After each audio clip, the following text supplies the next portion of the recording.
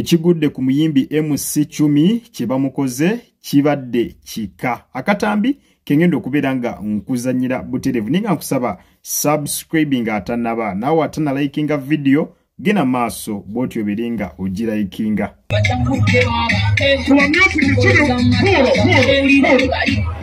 Chumi bwabanga sebeze yasaba emitwalo enkaaga nga sikomyawo akomaawo bweziba nga sikomyawo akomaawo kaddamu kuyimba luyimba oru agende tukube endongo yaffe mpaka ku makya tetwagala tulabisa Chumi talina yadde nyimba ziwera omusanvu tetwagala tulabisa tambula Chumi genda tusoke tetwagala tulabisa ene bala tuwangadde nayo oba waze kuyimbira abawagizi bo bayimbire waba waze kuyimbira abawagizi bo bayimbire no, DJ ya Bible kudiche. Nada music, nada music.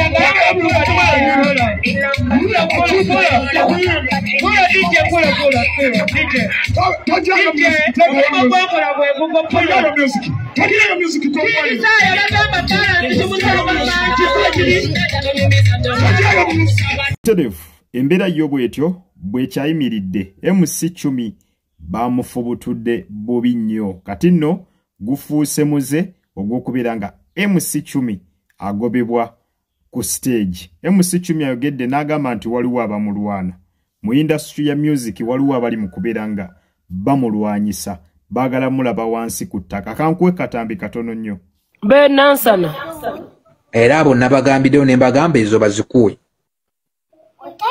mune nabaguddeko ddo omusango ddeeki lwakuba leero Sande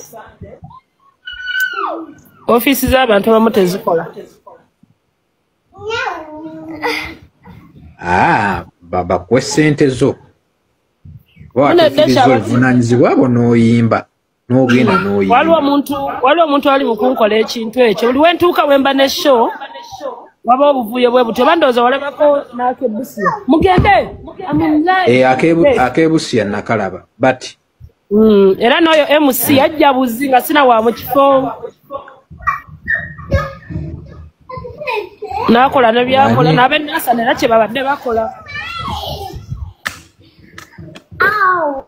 Anyway, industry neyina ebintu ebyekisiru naye Nkama ajja kutuyambula tya Uncle Lenny. Kubanze neewuunya kasi bw'oba olwana omuntu amaze mu industry ebbanga obubanga ng'ayina ennyimba 6 olwo anaaweza ennyimba 10 tomutegese majambiya nadijja n'avaayo ng'amanyikiddwa nga w'amaanyi n'atandika okunfuula topiki si mukwano gwange si kyamu gwange naye bibaawo munaabe bantu baffe Deshi tebalaba Deshi nze nkola nsigala nkola byenkola content wange yadde natandika okuyimba naye sivanga mu content wange naye ez'entalo zibeeramu Chumi kyenyinza okugamba ez'entalo mu industry mweziri the people ababa bakulwana nno bakubeera nakumpi awo but simanye ebiseera ebisinga kye baba bafa.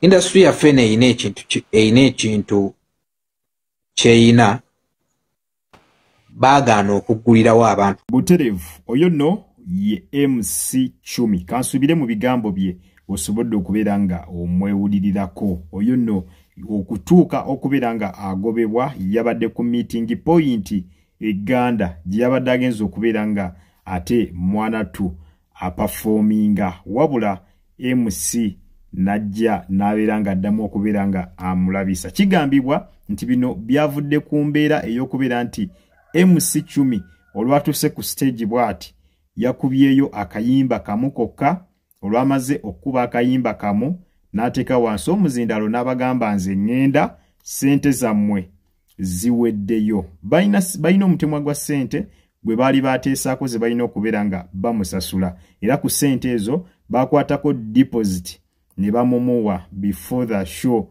era olwatuuse nga tanaba kulinnya ku stage ng'omuyimbi yabadde asuubira balansi we kubanga ebyaba promoter mubimanyi omuyimbi amala okuperforminga nadda mu kwezoba ne ba promoter obanoonya bamuwe ssente kati n'abayimbi we bakiteekawo nti balance aina kusasulwa ng'omuyimbi tanaba kulinnya ku stage. Kati MC Chumi olwatuuse mu kifo bw'ati n'asaba balance wasobola agenda obeera ng'ayimbira abantu ne bamumma balance bamugamba sooka okole ki sooka omale okuperforminga then tulyoke tukuwe balance wo. Wabula kino MC Chumi teyakikiriza, yakkiriza okulinnya ku stage ne yakubyeyo akayimba kamukokka n'abagamba balance wammwe n'abagamba ssente zammwe ze mwansasudde ziweddeyo era nkomye wano okuyimba. Ekyo nno kye kyatabudde MC n'atandika okumujjonkera ng'aka video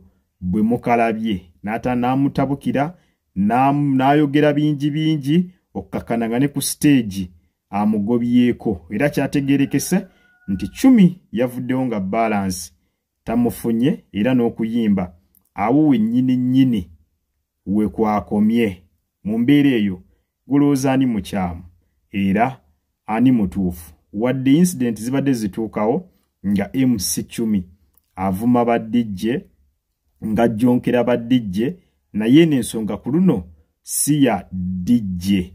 Nze ku luno ndi ku side eya MC Chumi omuyimbi mumubuukinze azze mu kifo balance deposit mwamumuwa ate balance mumumumye ate mwagala alinnye ku stage ayimbe ku mpaka ku kifuba.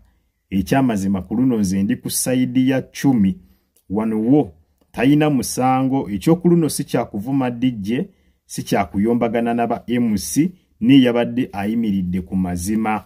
Mwamubuukinga atuukiriza azze abamu tebatera na kujja naye yazze n'abasaba balance alinnye stage asobole okuperforminga ne mumumumma. Ekyamazima tekyabadde fair era ku luno nze ndi ku side ya MC Chumi. Nawe nsaba ogende mu comment section obere ng'ombuulira side gy'ogwako gw'omusango wano ogusaliraani. Ku luno wo bayagadde bwagazi kubeera nga ate mwanattu bakozesa advantage eyo ey'okubeera nga MC ne badijje bali mu kusabula Chumi baagala agonde naye era ku luno bamunyigirizaamu ekitaabadde kituufu wadde yadde n'omulundi n'ogumu at least bandi muwadde balance we n'abeera ng'asobola okumalayo bulungi performance ye. Naye yakubye oluyimba lumu n'agenda n'abagamba ssente zammwe ziweddeyo. Nze kyensuubira nti kyabadde kituufu.